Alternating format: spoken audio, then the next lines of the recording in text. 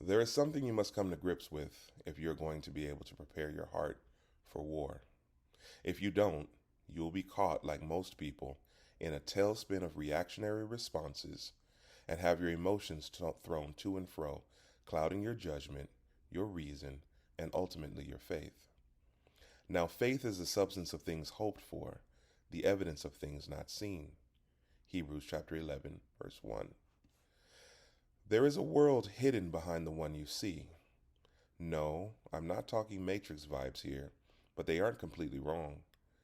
There is a world more real than this one that is hidden. The impact on us is immeasurable. The rules of that spiritual realm govern the physical one.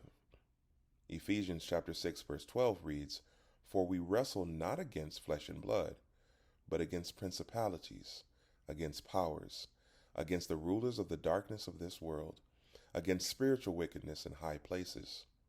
Rulers of the darkness of this world, spiritual wickedness in high places. Beings mightier than you in strength, knowledge, wisdom, and power have taken up shop in this world. Their only desire is to destroy the very image of God in humanity, even if it means destroying humanity itself. This world is under siege. In the time of Jesus, demon possession seemed to be at an all-time high. Some of the encounters Jesus had with the spiritual world are frightening until you recognize the authority with which Jesus spoke. In Mark 5, verse 7, a demon-possessed man sees Jesus from afar off, runs toward him. Apparently, even in the spiritual realm, they know there's no running away from the general of heaven. Bows before him and invokes the name of God, begging Jesus not to torture them. Furthermore, they only left after Jesus gave them permission to leave in verse 13. Luke chapter 13, verses 10 through 17, tells of a woman who was crippled by an evil spirit, having been bent over the back for 18 years. Jesus healed her of her infirmity in the synagogue, but it was a spiritual being that held sway over her physical form. There is a reason we are asked to put on the whole armor of God in Ephesians chapter 6, verses 10 through 20. God has the war covered, but in every war, civilians die. When the United States of America dropped an atomic bomb named Little Boy on Hiroshima in August of 1945, an estimated 80,000 people were killed immediately. Tens of thousands would later die due to radiation exposure. 3 days after the first bomb was dropped, the U.S. targeted the city of Nagasaki with a 10,800-pound plutonium implosion bomb named Fat Man, which destroyed 5 square miles of the city and caused an estimated 140,000 deaths by the end of 1945. God not only wants to protect us from the devastations of this war, He gives us the weapons to go on the offensive. He wants us to join Him in battle, waging war with Him to do what He came to do, setting the captives of the enemy free. Jeremiah 29:11 says, "For I know the plans I have for you, declares the Lord. Plans to prosper you and not to harm you, plans to give you hope and a future." For we are God's handiwork, created in Christ Jesus to do good works, which God prepared in advance for us to do. Ephesians chapter 2, verse 10. The great lie humanity is being sold today isn't that the devil doesn't exist. He has way too many television shows and shows up way too much in our entertainment to keep that lie going. The great lie isn't that God isn't real, because for the enemy to be real, God has to be real. The great lie isn't even that the devil is just a misunderstood part of the plan of heaven.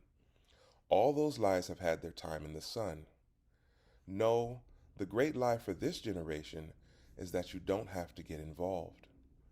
Apathy, lethargy, and self have become the rule of the day, the lie people even tell themselves. You don't have to get involved. It's not your concern. You need only worry about yourself and my all-time hated defeatist talk.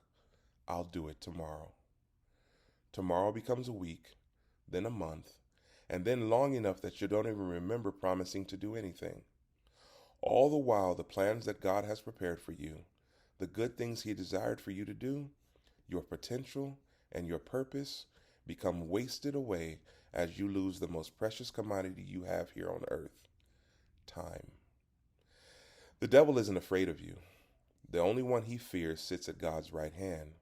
What the devil is afraid of is the purpose and potential of your life being fulfilled in the hands of God. He knows more than anyone what God can do when his children allow him to lead their lives, follow in his footsteps, and wage war in heaven's way. Esther, David, and Jesus were all doing the work of the Lord between 12 and 15 years of age, saving people, winning wars, and changing societies. And before you think this is just for the young, Moses left Egypt at 40 years of age and stayed in Midian for 40 years, thus returning to do the will of God and saving the Hebrews at 80. Age doesn't matter to God. His purpose for your life still stands. He is waiting for you to follow him. That is what makes the enemy afraid. He is afraid of the damage we could do to his kingdom should we submit to God with our whole hearts. One of the most misquoted verses in the Bible is James 4:7. I repeat, the enemy is not afraid of you, but they are afraid of you submitted to God. Verse 7 and 8 says, submit yourselves then to God. Resist the devil and he will flee from you. Draw near to God and he will draw near to you. Cleanse your hands, you sinners, and purify your hearts, you double-minded.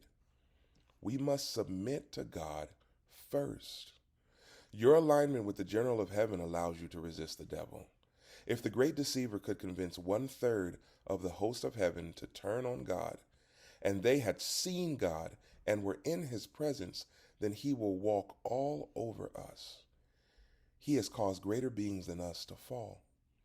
But in the face of Jesus, Satan can do nothing but flee from you when you resist him with God's strength and will. On your own, you will fail. With God, you can stand, resist, and fight back. With God, you can give the enemy a headache. With God, you can wage war. With God, you can win. Talk to you again soon.